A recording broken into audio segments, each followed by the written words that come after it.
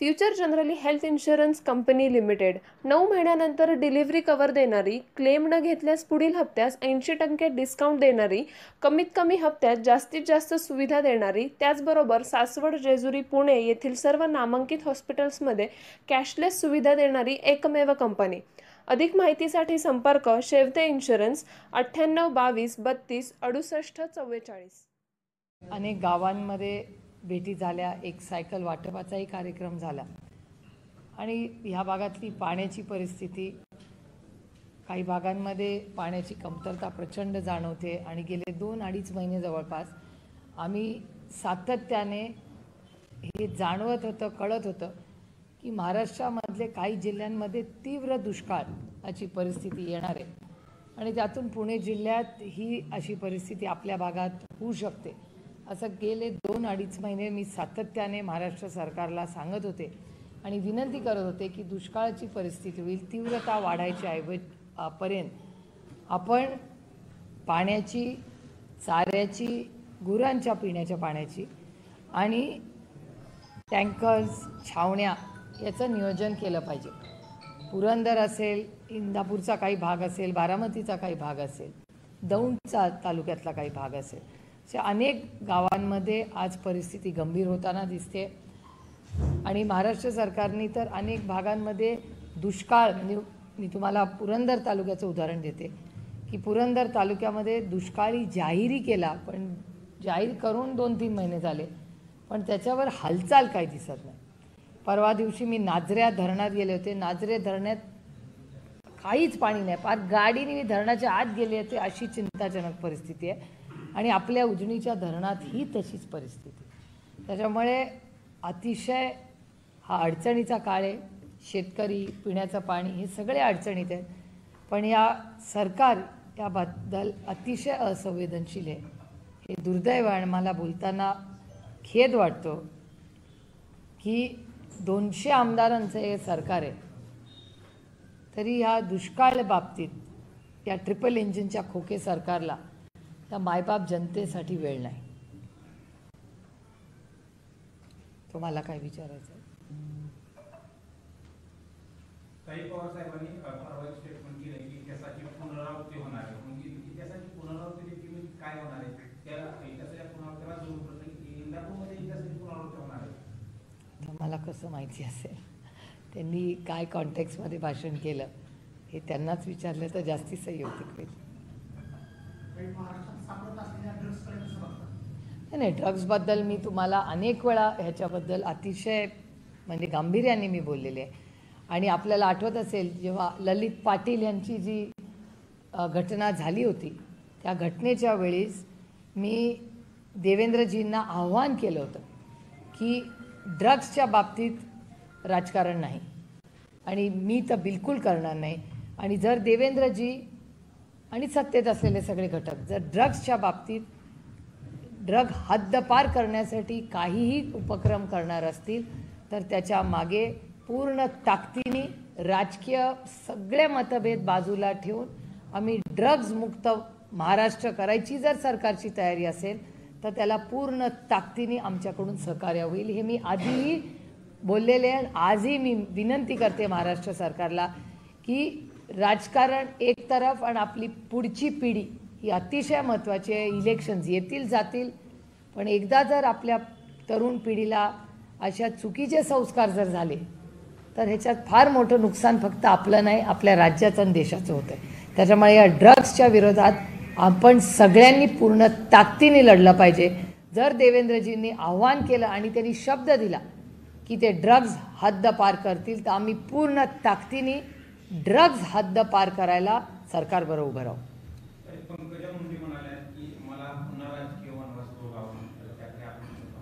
हे खूप दुर्दैव आहे की भारतीय जनता पक्ष हा एक अतिशय सुसंस्कृत पक्ष होता। मी स्वतः त्यातले अनेक मोठे नेते भारतात आणि महाराष्ट्र लेवलला राज्यांमध्ये काम करताना पाहिलेले आहेत। हे दुर्दैव आहे की या इनकमिंगला भारतीय जनता पक्ष ओरिजिनलपेक्षा जास्त महत्त्व देत आहे आणि ज्यांच्यामुळे म्हणजे मला अजून आठवतं की प्रमोद महाजनजी असतील, मुंडे साहेब असतील, आज सत्तेमध्ये गडकरी साहेब, राजनाथ सिंगजी, आज दुर्दैवाने सुषमाजी आणि अरुणजी नाही आहेत, पण खूप मोठे नेते, म्हणजे अटलजी तर देशाचेच मोठे नेते होते, पण ह्या सगळे अडवाणीजी असे मोठे नेते होऊन गेले आणि ज्यांनी संघर्ष केला आणि त्याच्यामुळे भारतीय जनता पक्ष 2014मध्ये सत्तेत आला. अशी परिस्थिती असताना ज्या मुंडे साहेबांनी महाराष्ट्रामध्ये एवढा संघर्ष काँग्रेसच्या विरोधात उभा केला, सत्तेत त्याच्यामुळे भारतीय जनता पक्ष आलं, त्या मुंडे साहेबांच्या कुटुंबासाठी आज भारतीय जनता पक्षाला वेळ नाही, हे दुर्दैव आहे. आणि इनकमिंग जो येतो, ज्याच्यावर भ्रष्टाचाराचे आरोप आम्ही नाही केले, भारतीय जनता पक्षाने भ्रष्टाचाराचे आरोप केले, त्या लोकांना तुम्ही पद देता, त्यांना मंत्री करता, त्यांना राज्यसभा देता. काश्मीर टू कन्याकुमारी हे मॉडेल सेम आहे. मी एका राज्यात बोलत नाही, संपूर्ण देशात भारतीय जनता पार्टी आहे. त्याच्यामुळे मी म्हणते ते भारतीय जनता पार्टी नसून आज दुर्दैव आहे, मला हे म्हणावं लागतंय, पण ती भ्रष्ट जुमला पार्टी झालेली आहे. आज त्यांना आमच्यावर आरोपच करता येत नाही, कारण का भ्रष्टाचार केला होता का नाही याचं उत्तर भारतीय जनता पक्षच देऊ शकेल. आणि ज्या पद्धतीने अनेक कुटुंब आज आहेत, प्रकाश जावडेकरजी बघा, अतिशय उत्तम काम प्रकाशजींनी राज्यात केलं. आणि कोयला घोटाळा जेव्हा पहिल्यांदा काढला, त्याच्यात सगळ्यात जास्त प्रेस कॉन्फरन्स आणि लढाई कोणी केली असेल तर ती जावडेकर साहेबांनी केली. मागच्या आठवड्यात आपले पुण्याचे माधव साहेब भंडारी, माधव भंडारीजी किती लढलेत. आमच्याच विरोधात सगळ्यात जास्त प्रेस कॉन्फरन्सेस माधव भंडारीजींनी घेतल्या. पण आज माधव भंडारीजींना दिलं का काय पक्षाने? म्हणजे जे 2014मध्ये ते सत्तेत यावे म्हणून लढले किंवा ज्यांच्या विरोधात लढले, ते विरोधातले सगळे आज चांदीच्या ताटात गरम जेवणाच्या पंक्तीला बसलेत. आणि ज्यांनी बिचारी संघर्ष केला, ज्यांनी खुर्च्या सतरंजा उचलून ताकद दिली त्या पक्षाला, आज ते कुठे आहेत त्या पक्षामध्ये? हे दुर्दैव आहे. आणि मला खरंच वाईट वाटतं की ज्यांनी संघर्ष केला, आणि त्याच्यात काही देवेंद्रजी पण त्याच्यातच आहेत. देवेंद्रजींनी 105 आमदार निवडून आणले. खरं तर ते मुख्यमंत्री व्हायला पाहिजे त्या राज्याचे, पण देवेंद्रजींनी 105 आमदार असताना 40 आमदाराच्या व्यक्तीला त्यांनी केलं. हा देवेंद्रजींचा मनाचा मोठेपणा. ठीक आहे, ते एक चांगले कार्यकर्ते, पक्षाचे मोठे नेते पण म्हणत नाहीत, स्वतःला कार्यकर्ते म्हणतात. DCM 1 झाले, आता त्याच्यातही त्यांना अर्धा वाटा द्यावा लागला. त्याच्यामुळे सातत्याने गडकरी साहेब असतील, मुंडे साहेब असतील किंवा देवेंद्रजी असतील, मराठी माणसाचा द्वेष आणि विरोध जर कुठल्या पक्षात होत असेल तर तो भारतीय जनता पक्षाच्या केंद्रीय नेतृत्व आहे, हे माझं मत आहे. कशा? नाही, सीमेवरचे का? महाराष्ट्राचे शेतकरी आणि सीमेवरचे शेतकरी काय शेतकरीच असतात. कांद्याचा प्रश्न बघा ना, सीमेवर तर प्रचंड अन्याय होतो. म्हणजे जणू काय ते काय आणि मागणी काय करतायत शेतकरी? मागणी एवढीच करतायत की आम्हाला हमी भाव द्या. काय मागतोय हा शेतकरी?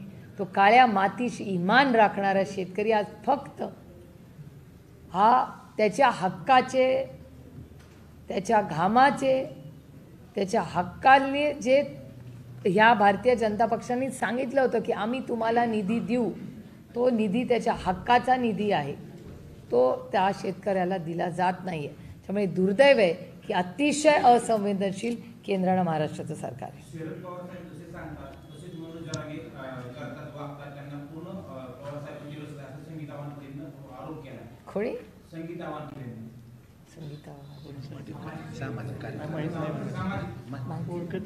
मी स्टेटमेंट ऐकलं नाही दादा, आंदोलन.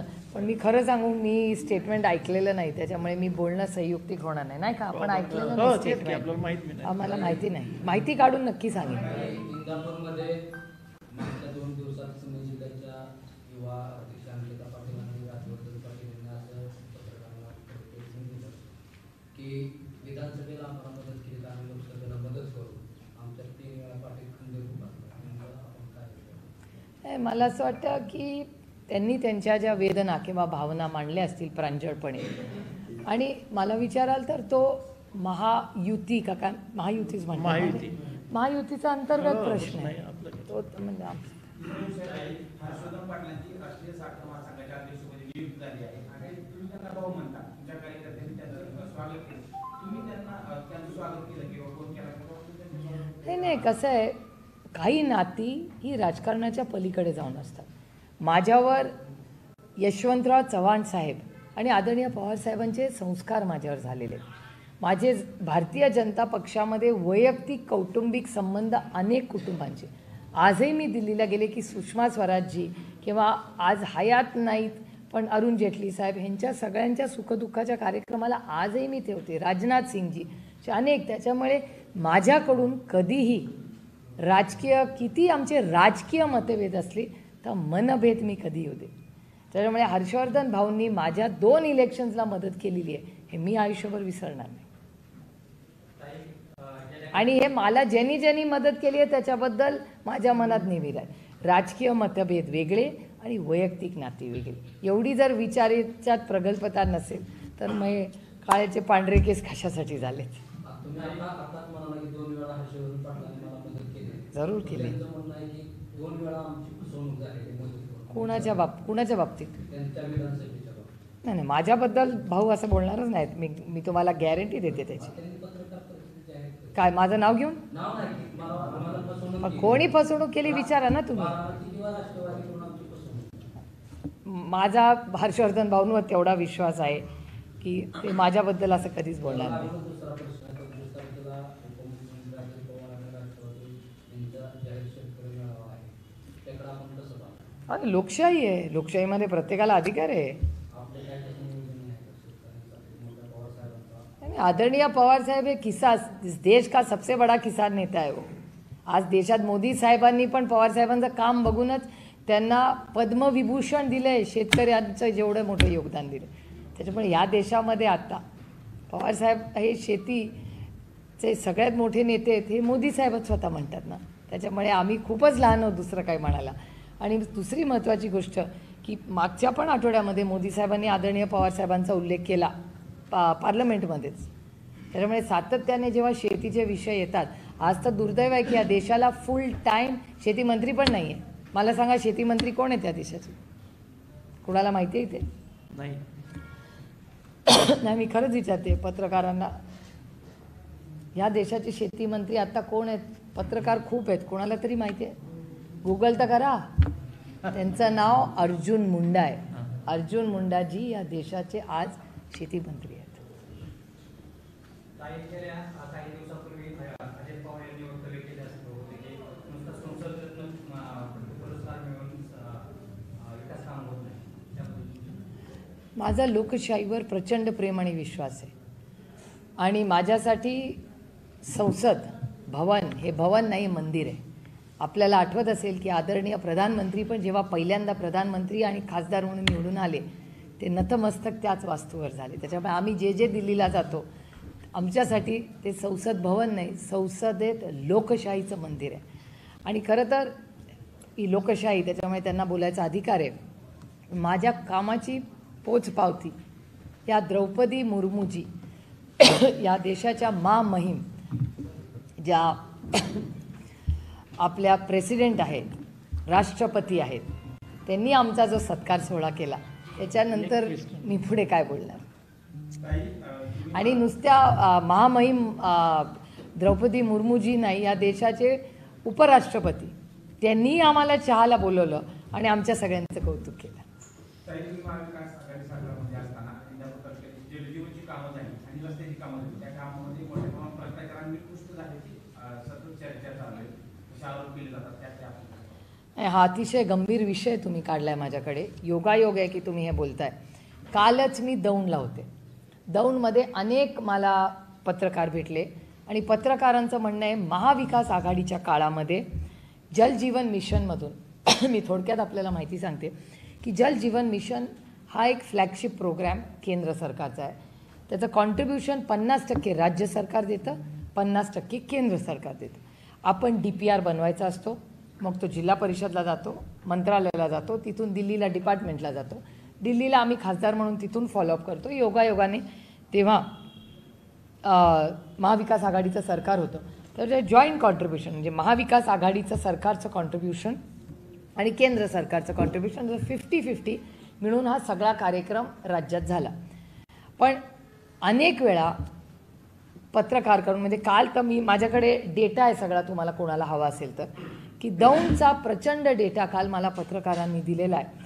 आणि माझी जाहीर मागणी आहे जी मी ट्विटरच्या माध्यमातून आणि नंतर पत्राच्या माध्यमातून महाराष्ट्र सरकारला करणार आहे, की जर इतकी अस्वस्थता आज जर पत्रकारांमध्ये असेल, इतकं रिपोर्टिंग पत्रकार करत असतील, तर जल जीवन मिशनचा एक ऑडिट झालं पाहिजे, पारदर्शकपणे ते ऑडिट झालं पाहिजे.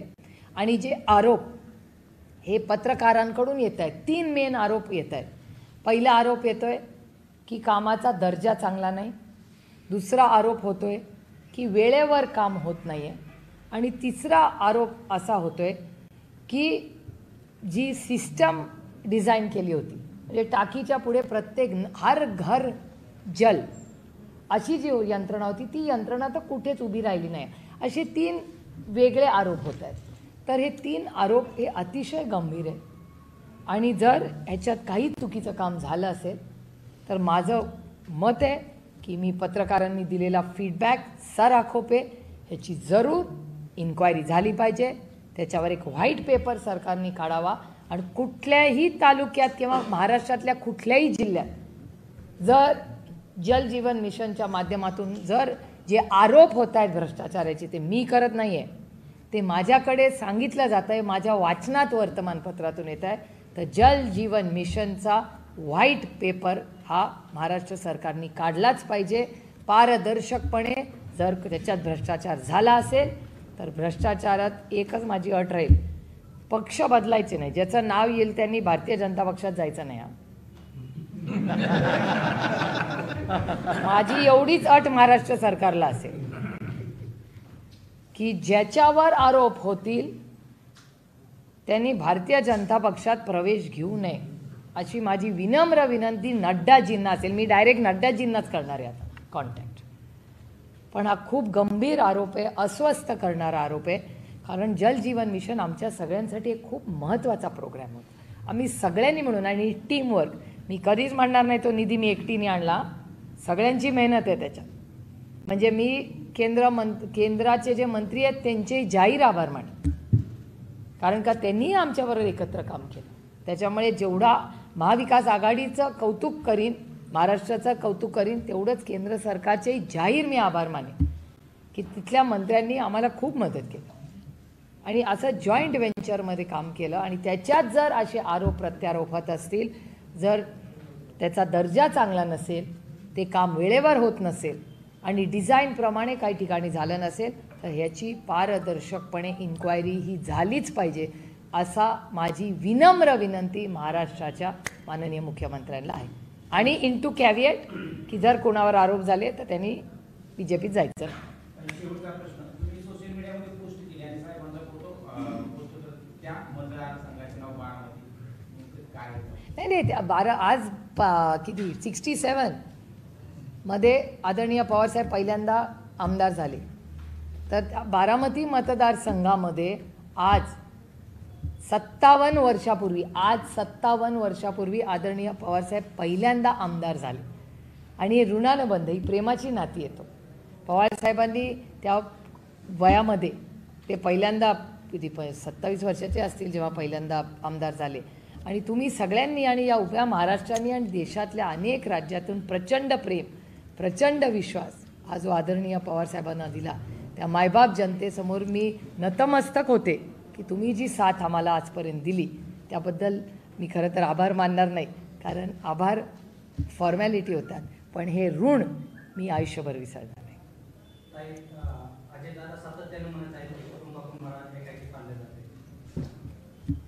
ते असं का म्हणले त्याचं मला नाही, हा तुम्हाला त्यांनाच प्रश्न विचारावा लागेल. इंदापूरचे आमदार एक दिवसात जाहीर सभा घेतात आणि कोट्यवधी रुपयाचे विकास कामं सुरू करतात. इंदापूर तालुक्यातल्या कुठलाही महसूल विभाग असेल, आरोग्य विभाग असेल, कुठलाही विभाग त्यांचं नियंत्रण आहे, त्यांची पूर्ण आरोग्य विभाग पूर्ण ढासळला, कृषी विभाग ढासळलेला आहे, नागरिकांचे खूप हाल होतात. त्याकडे कुठलंही लक्ष नाही. नाही, ही आमची नैतिक जबाबदारी आहे आरोग्यासाठी. म्हणजे कोविडमध्ये सगळ्यात चांगलं काम कोणी केलं असेल हे मी म्हणत नाही, महाराष्ट्र सरकार नुसतं म्हणत नाही आहे, केंद्र सरकारमध्ये राजेश टोपेंनी सगळ्यात उत्तम काम केलं हे भारतीय जनता पक्षाचं सरकार म्हणतं, मी म्हणत नाही. त्याच्यामुळे जर अशा काही घटना आपल्याही मत, कारण का आमचाही निधी आहे, बघा विकास काम आम्ही करतो ते का आमच्या खिशातले पैसे देत नाही आणि एक ते एकटी कोणीच काही करू शकत नाही आणि हा निधी हा सरकारचा असतो. आम्ही फक्त ते चांगल्या पद्धतीने ते तुमच्यापर्यंत पोचवावा ही आमची नैतिक जबाबदारी असते. आणि जर आज शेती खातं किंवा तुम्ही म्हणताय तसं आरोग्य खातं हे जर चांगलं काम करत नसेल इंदापूरमध्ये तर हा अतिशय चिंताजनक विषय. मी जरूर ह्याची नोंद पालकमंत्री आणि कलेक्टर यांच्याकडे जरूर पोचवीन आणि मी जरूर माहिती काढून पुढच्या जेव्हा इंदापूरला येईन तेव्हा याचं उत्तर मी तुम्हाला नक्की अभ्यासपूर्वक देईन, कारण का मला उगाच लोकांवर आरोप प्रत्यारोप करायला आवडत नाही.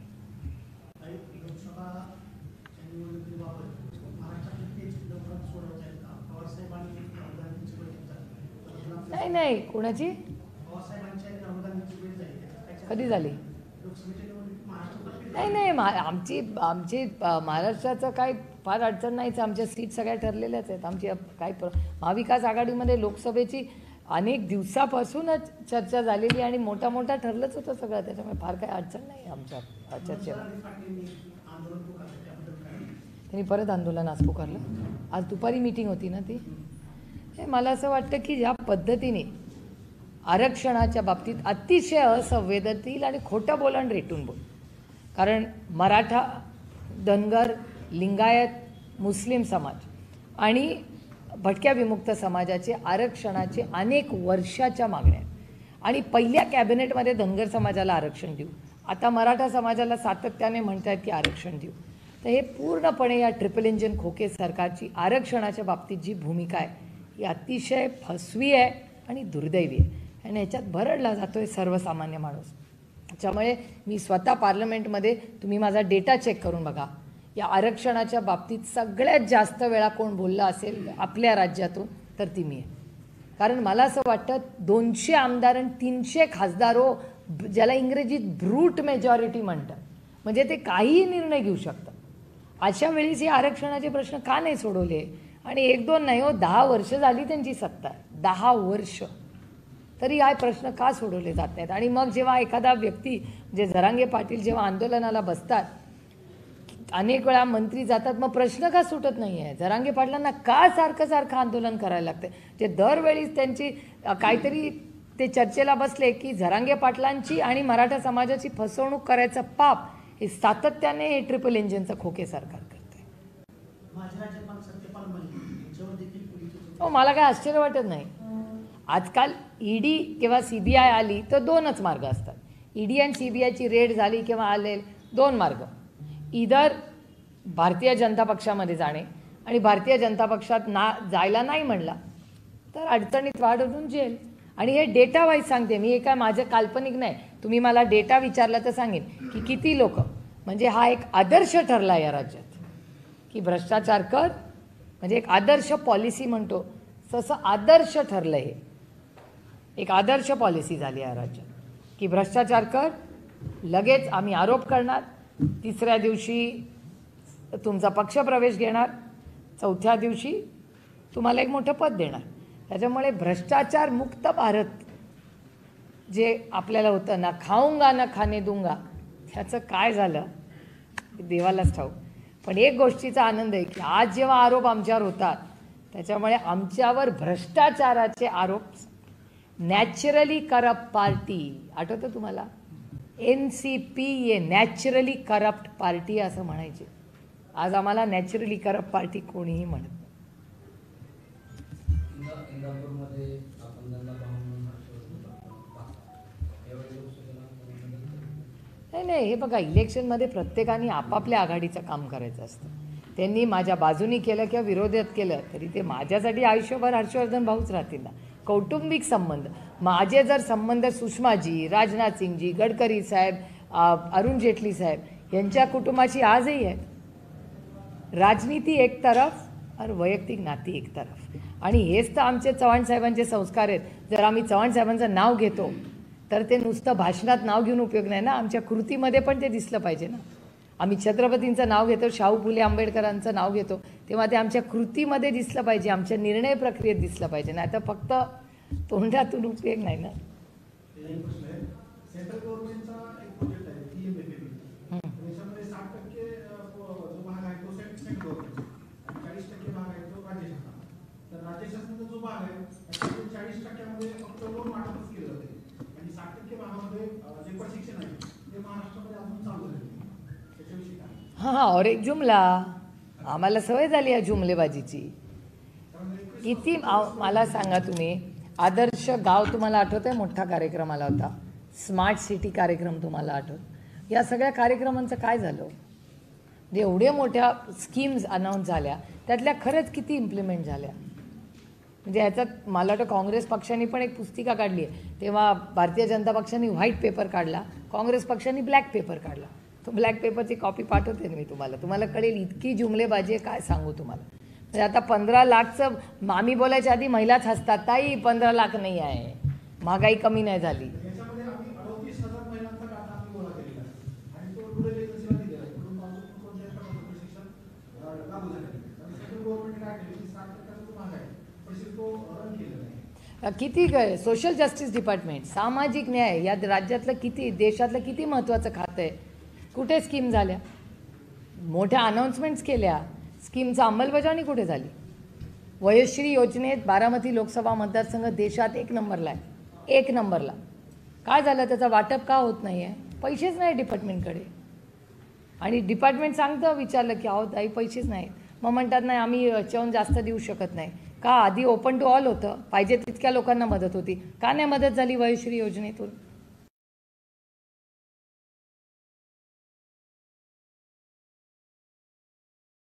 दिव्यांगांसाठी मदत करू केंद्र सरकार म्हटलं तर केवढा मोठा कार्यक्रम आपण घेतला होता. देशात मतदारसंघात पण झाली, तिथे अमोल दादाकडे पण झाली. पुढे काय त्याचं झालं? कांद्याचं परवा सगळ्यांनी एकामेकाला पेढे खायला घातले, कांद्याची निर्यात मोकळी झाली म्हणून. काय झालं त्याचं? बंद झालं. लिमिट म्हणजे ओपन विंडो ती तेवढीच पुरतं झाली, बंद झाली. फसवणूक नाही झाली शेतकऱ्याची. हां, आता ह्यांचं सरकार आलं तर काय होईल? आमचं सरकार आलं तर 2000% मी तुम्हाला गॅरंटी देते की करू. आणि त्यांचीवाली गॅरंटी नाही, शब्दाची गॅरंटी. हां,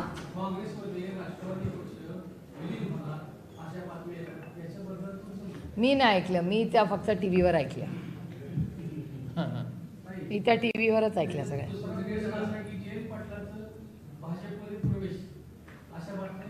त्या पण मी टीव्हीवरच ऐकल्या. कालचं तुम्ही भाषण ऐकलं जयंतरावचं? म्हणजे हा सगळं जे चाललंय ते माध्यमांमध्येच चाललंय, आमच्याकडे काही चर्चा नाही. आम्ही कामात लोकसभेच्या तयारीत फार व्यस्त होतो. एक मिनिट घेते. हां, मी तुम्हाला एक गोष्ट सांगू, तुम्ही त्याला तसं बघता, मी नाही त्याला तसं बघत. हा काय कौटुंबिक कार्यक्रम हळदी कुंकवाचा नाही आहे, हे राजकारण आहे. त्याच्यामुळे तुम्ही हे खूप लाईटली घेत असाल, मी हा विषय लाईटली घेत नाही. त्याचं कारण असं की ही लोकशाही आहे. लोकशाहीमध्ये 2 वेगळे विचार काम करतात. माझ्या विचारामध्ये कंप्लीट क्लॅरिटी आहे, कारण का मी काँग्रेसच्या विचारधारेत काम करते. माझी लढाई वैयक्तिक कोणाशीही नाही, माझी राजकीय लढाई आहे आणि वैचारिक लढाई आहे. आणि म्हणून मी सांगते, माझ्या विरोधात जो कोणी उभं राहील, माझी त्या व्यक्तीबरोबर ते म्हणतील ती वेळ, ती म्हणतील ती जागा, ते म्हणतील ती जागा, ती वेळ, तो विषय वर मी कधी कुठल्याही पब्लिक प्लॅटफॉर्मवर चर्चा करायला तयार आहे. कारण का ही लोकशाही आहे. आणि दुर्दैव आहे की काही लोकांनी त्याचा भातुकलीचा खेळ करून ठेवला. हे दुर्दैव आहे सगळ्यांचंच. कारण का राजनीती, मला सांगा की आता मी स्वतः एक खासदार आहे, कोण माझ्या विरोधात उभं राहील मला माहिती नाही. याचं उत्तर तुम्हाला जे माझ्या विरोधात महायुतीच ठरवेल कोण उभं. पण माझं म्हणणं आहे की मी 3 वेळा हे इलेक्शन लढले. पहिल्यांदा ज्या ताई होत्या त्यांची माझी फारशी काही ओळख नव्हती. दुसऱ्या वेळेस महादेव जानकर हे लढले आणि तिसऱ्या वेळेस कांचन कुल लढल्या. कांचन कुलांना मी अनेक वर्ष ओळखत होते. पण एक गोष्ट मी तुम्हाला नक्की सांगेन की राहुल कुल आणि आमच्या कुटुंबाचे अनेक वर्षाचे अतिशय जिव्हाळ्याचे संबंध. पण त्या इलेक्शनमध्ये राहुल आणि कांचन कुलांनीही पथ्य पाळलं आणि त्यांनीही वैयक्तिक हल्ले केले नाही आणि आम्हीही नाही केले. त्यामुळे सुसंस्कृतपणा कुटुंबांनी दाखवला आणि पवारांनी आणि सुळेंनी पण दाखवला. त्याच्यामुळे मला असं वाटतं आम्ही जेव्हा राजकारण करतो ना, ते राजकारणामध्ये हे खूप जबाबदारीचं काम आहे. 23 लाख लोकांचं मतदान घेऊन आम्ही दिल्लीला जातो. माझ्यावर टीका पण होते की मी रोज बोलते म्हणून. मला खरं सांगा, तुम्ही पण माझे मतदार आहात. तुम्हाला काय अपेक्षा आहे माझ्याकडून? तुम्ही जेव्हा मला दिल्लीला पाठवता, मी रोज भाषण करावं का नाही? मग भाषण करायलाच तर निवडून पाठवता तुम्ही आम्हाला. आणि हीच तर ताकद लोकशाही. लोकशाही का मला का आदर्श आहे त्या लोकशाहीमध्ये? मी कुणाचा आदर्श म्हणून बघते? मी तिथे गेल्यावर मला नेहमी जुन्या पार्लमेंटमध्ये शिरल्या कैलासवासी यशवंतराव चव्हाण उत्तम संसदपटू. त्यानंतर तिथे पुढे गेलं